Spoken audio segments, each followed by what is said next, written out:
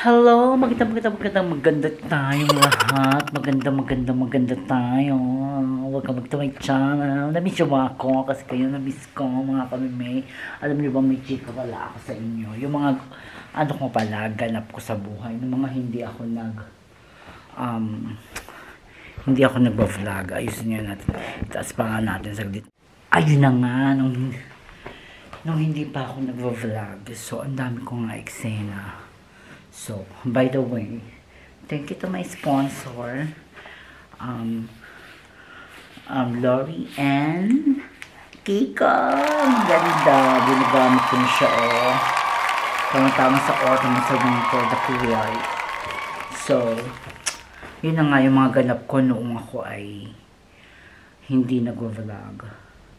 Sobra after nung birthday celebration ko sa Germany. So, work tayo. Wala nga tayong camera. So, ang ginawa ko, yung phone nga ang gamit ko, di ba mga kamimay? So, ito na nga, ang mga ibang experience ko. Tatanungin kayo ba matutuwa kayo pag may nagsinungaling sa inyo?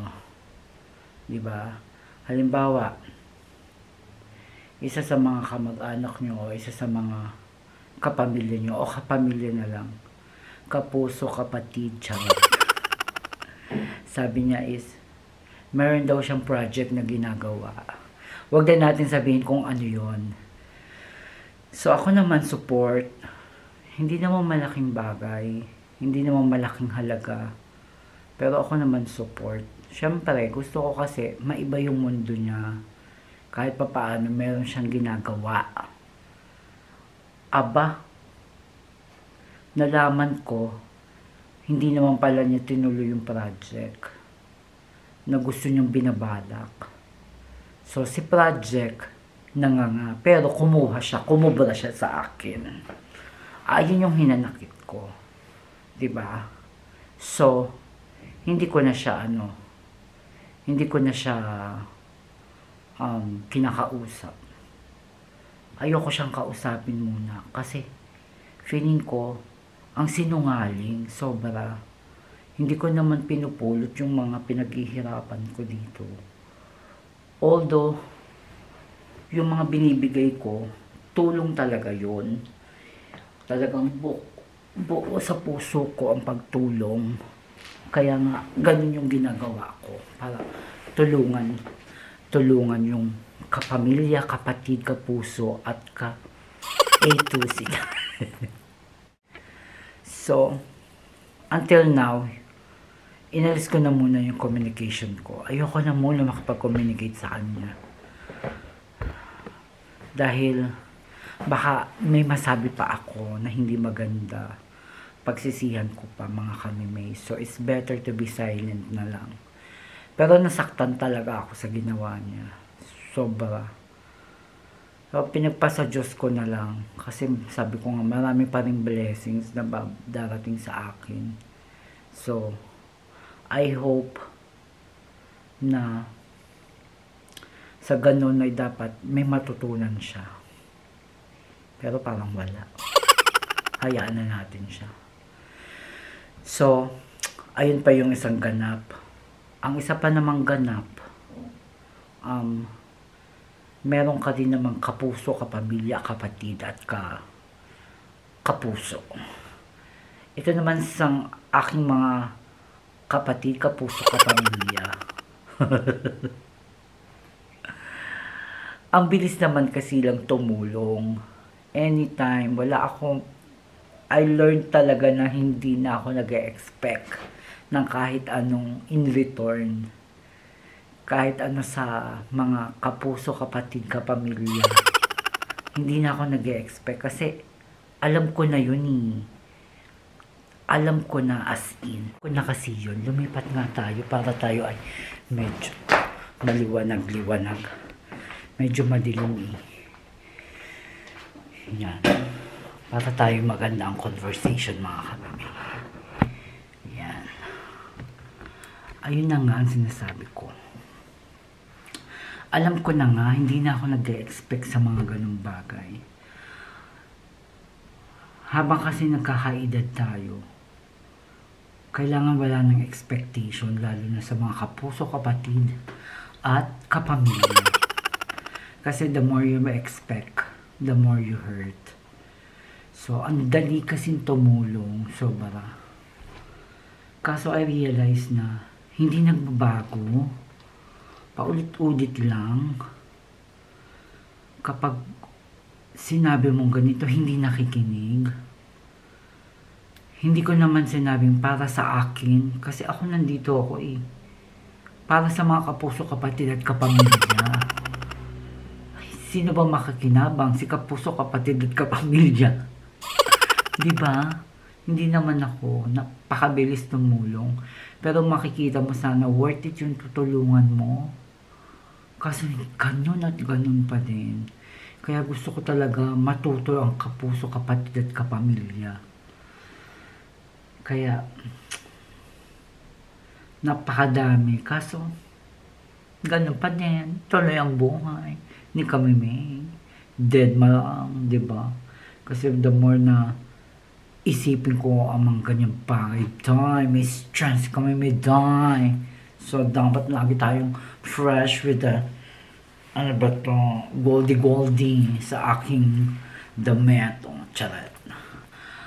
Ayun, and sa work ko naman, ganun pa rin. Kaso, sometimes may mga problem din. Lalo na pagdating sa mismanagement. Charot. At magulo. Basta magulo. Kaya ang ginagawa ni kami, may kayod lang kayod. Kahit pagod. Sobra.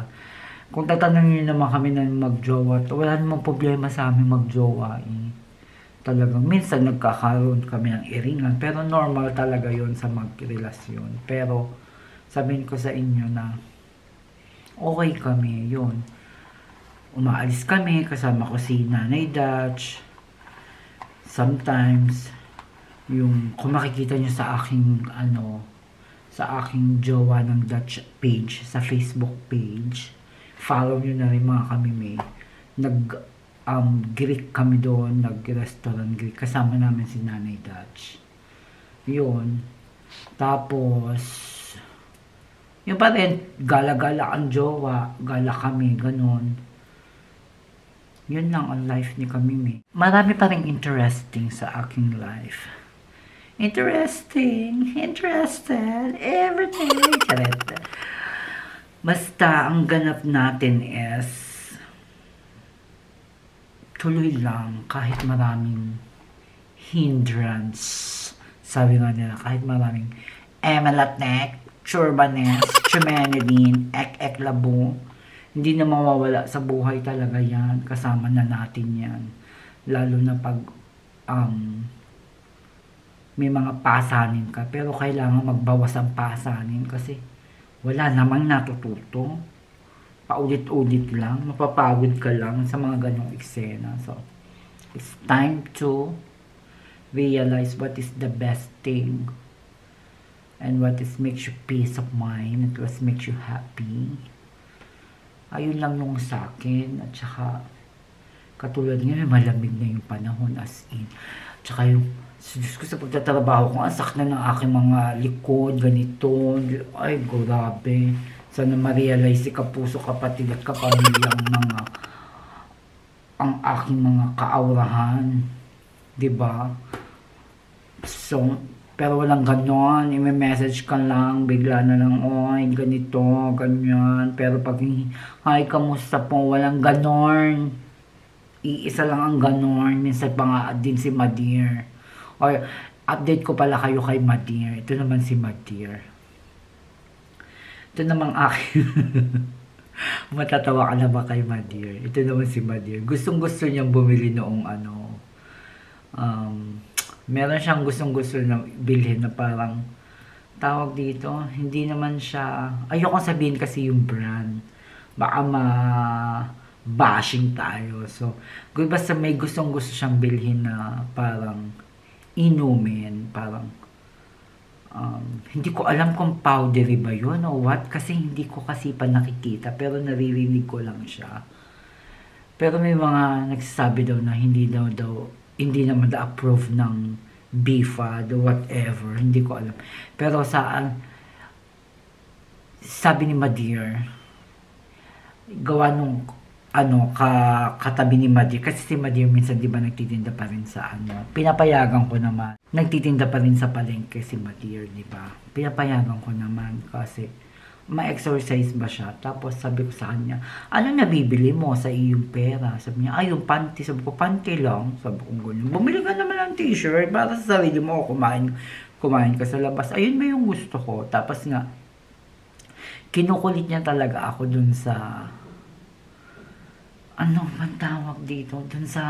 Basta dun sa product na yun. Kaso hindi ko talaga siya maibigay kasi nga, hindi naman talaga guaranteed 100%. Pero sabi daw nung katabi niya, nakatrabaho niya sa palengke, ayun daw yung iniinom para sa diabetes. Kasi nga meron nga si Madir na diabetes na sabi ko, i-normalize mo lang yan, mag-exercise ka, kumain ka ng tama, matulog ka ng tama, ng wasto, walang stress, walang too much cellphone. Yun pa pinag-aawayan din namin kasi nga minsan napupuyat doon. So nakinig siya, alam mo naman matatanda, sabi nito, sabi niyan, walang ganon. Syempre noong mga panahon na walang Google, walang search, di ba? Sabi lang nito, okay daw sa kanya. Sabi ko, okay pala sa kanya, but ang tanong, okay ba sa'yo? Di ba? Nagtatalo kami. Kaya nga tayo ay nagpapalaboratory, sabi ko sa kanya. Di ba pinalaboratory kita? Sabi ng laboratory, normal lahat. 'Di ba? So, ano pa yung mo? Ano yung, bakit ka bumili noon? Sabi ko ganyan. Sabi ko, tapos bumili ba naman din ng pampatak ng mata na wala naman prescribe ng doktor? Sabi ko, hindi naman prescribe ng doktor. Sabi ko sa'yo, pumunta ka dun sa pinag-anuhan mo ng salamin. Sabi ko sa kanya, baka doon, mabigyan ka ng prescribe doon sa doktor na yun. Sabi ko, kasi pinagsalaminan ko din siya kasi nga nasakit daw yung mata niya. So, wag ka basta-basta magpatak o minom kasi sensitive na ang katawan natin, lalo na yung mga nagkakaedad. Sabi kong ganyan. Sensitive yung katawan, lalo na ini-intake, pinapasok mo sa mata mo, lalo na sa mata mo. Wala namang prescribe ng doktor. Sabi nito, magaling daw. Oo, sa kanya magaling. Pero sa'yo, anong epekto? I hope naman hindi ganun. Sabi ko, sige, try mo. Pero pag bahala ka, katawan mo naman yan. Your body is your rules. Charot. Ayun na sabi ko. So, yun nga, nagtatalo kami. Ganyan daw. Sabi ko, sige, pero mo naman yan. May nagbigay kasi sa kanya. Isa sa mga pinsan ko. Binigyan siya ng pera. Nung undas, nagkita daw. Binigyan siya. Sabi ko, alam mo kung ba ang binili mo is yung maintenance mo sa gamot or bumili ka ng isang dress, nagpamasahe ka, nagpamanicure ka, nagpagupit ka ng buhok, nagpasalon ka. Mas matutuwa pa ako. Pero yung bibilhin mong worth of almost 1,000 pesos na ano ba yung... Sabi ko, wala na akong masabi talaga kay Madir. Minsan yung pinagtatalunan namin, matigas din ang ulo. Kung, syempre, nanay ko naman talaga siya. I respect her a lot. Sobra. I salute her a lot sa mga sakripisyo niya dati.